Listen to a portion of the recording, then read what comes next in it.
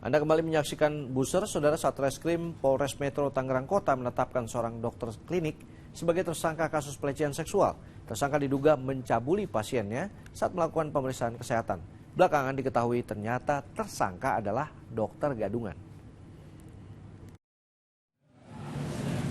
Tim Inafis Satreskrim Polres Metro Tangerang Kota melakukan olah tempat kejadian perkara di sebuah klinik di Kota Tangerang, Banten. Dari hasil gelar perkara dan laporan korban, polisi menetapkan pria berinisial N yang mengaku sebagai dokter sebagai tersangka. Sebelumnya tersangka diduga melakukan pelecehan seksual terhadap pasiennya, seorang remaja putri saat tengah melakukan pemeriksaan kesehatan. Polisi juga memastikan bahwa klinik tempat praktek tersangka tidak memiliki izin, dan tersangka juga bukan seorang dokter dan hanya petugas kesehatan. Yang memberatkan bagi pelaku ini adalah yang pertama, pelaku hanya memiliki izin praktek sebagai perawat atau tenaga kesehatan.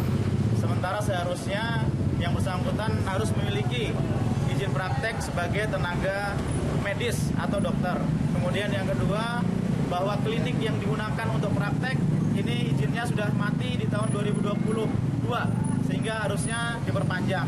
Kemudian terkait dengan SOP penanganan pasien, apabila pasien itu berjenis kelamin perempuan, maka tidak diperbolehkan untuk tenaga medis ataupun tenaga kesehatan melakukan pemeriksaan tanpa didampingi dengan yang sejenis dengan pasien. Diduga masih banyak lagi korban dari tersangka, sehingga polisi membuka posko pengaduan. Tersangka akan dijerat pasal Undang-Undang tentang tindakan pidana kekerasan seksual dengan ancaman hukuman 12 tahun penjara dan denda 300 juta rupiah.